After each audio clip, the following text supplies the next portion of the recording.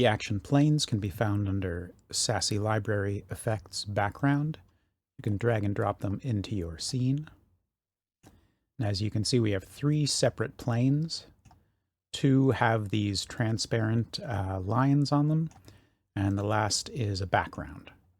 So you can move these around to whichever camera you're using at the time. You can adjust the spacing between them, the relative scale, and the relative offset.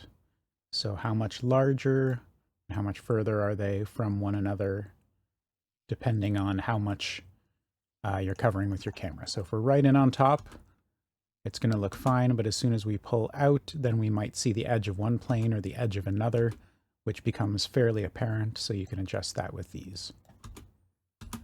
You can rotate them any direction you want to, and that's just with by clicking on it and using the rotate tool. So R, Z in this particular instance.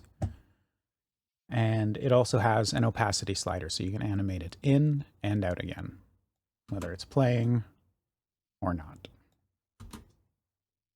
Background color. Center of the background color. The width, so how far from the center that spreads. The length, so are we dealing with lines or are we dealing more with points?